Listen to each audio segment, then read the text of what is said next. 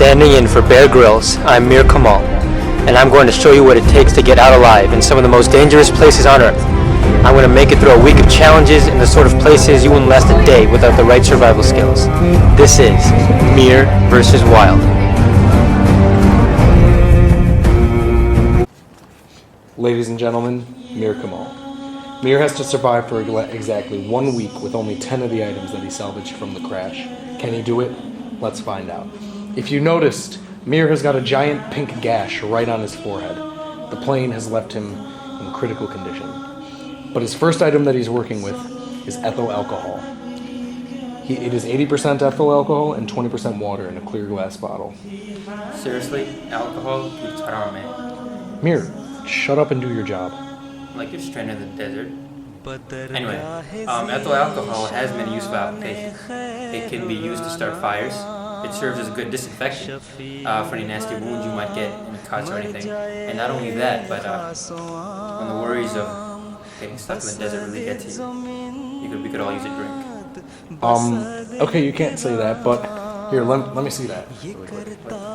Oh, my eye! You got alcohol in my eye! But I disinfected You it! missed the wound! It's on the other side! Stop! Mir is slowly getting very dehydrated. I mean, just look at him. Looks like he's gonna need some fluids to keep up his strength. The only thing you could do is to drink your own urine. No, we have a 5-liter tank of seawater right here. Mir, desperate times call for desperate measures. We're gonna have to resort to the unthinkable. Drink your urine. Or I could just desalinate the seawater right here and have a plentiful supply of drinking water to last me this entire week. A person can go up to 3 to 5 days without water. And so if we use this sparingly, this would be more enough to last us the entire time we're stranded. They all said I was crazy for bringing chickens along. It's crazy now. No, you're still crazy. But that was a good idea. You could probably use those for food, right? Oh my god, no. These are my babies. I gave up with having kids with real women, so I decided chickens were the next best thing. Is either that or ready. That's really sad. I'm kidding. Yes, I'm gonna use them for food. I'm gonna kill them with the handy knife that I brought along. I'd eat my own kids, if I had any. You're lucky you're only a hallucination. Otherwise you'd be next.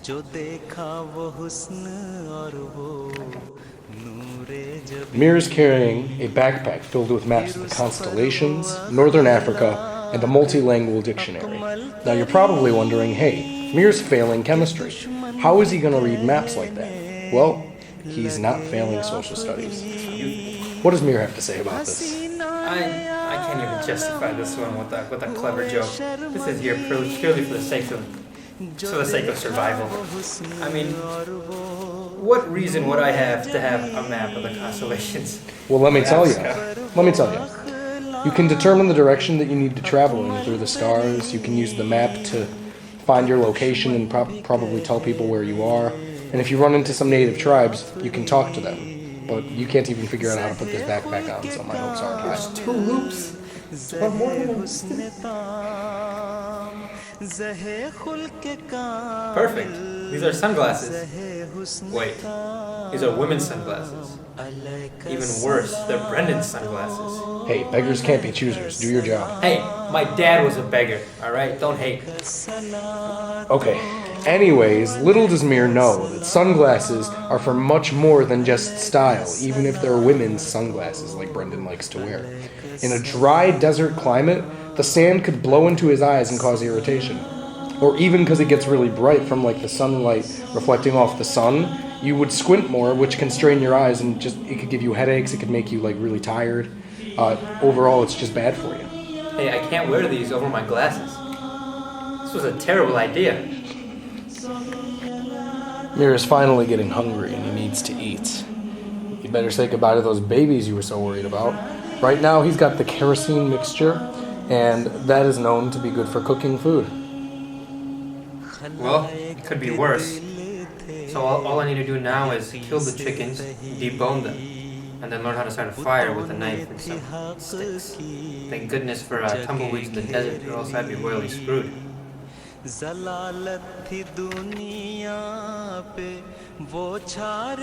the hell do I have an umbrella? It's the desert. It doesn't rain.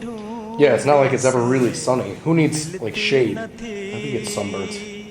I'm brown. I don't get sunburn. But yeah, I suppose it could protect me from like UV rays and stuff like that. Oh, and if I ever come across bodies of water, I can float across them, like you see in TV shows. Alright, he's stupid. If you've noticed, Mir looks a little sick. He tried to drink the salt water and dehydrated himself even further. Now he's weaker than he already is, and on the verge of death. But luckily he has some PVC, and there's a way to desalinate the water that he has using it. Some rocks, and your water. We'll cut to a diagram to show you. But Mir, how are you feeling? I'm not sick because I tried to drink seawater. I'm sick because you forced me to drink my own piss. Also, I'm not wearing pants after this. Cut the PVC into 2 pieces and create 2 small pools of seawater and 1 small empty pool in the middle. Then we drape the extra piece of PVC over the 3 pools, hold it down with rocks on the edges, and add another rock as a center weight over the empty pool. The heat from the desert will evaporate the seawater, and then the water will condense on the PVC overhead. The condensed water will travel towards the center weight and drip into the center pool, resulting in desalinated water.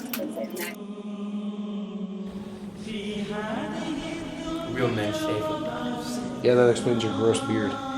Anyways, Mir's gonna use this knife not only to skin and debone the chickens, but there's a way to start a fire using only a knife and some of the tumbleweeds around him. But I'm not gonna lie to you, that knife is on it. It's pathetic. You want to go? Huh? Are you kidding me? You wanna fight the producers? My bad, man. My bad. This isn't what it looks like.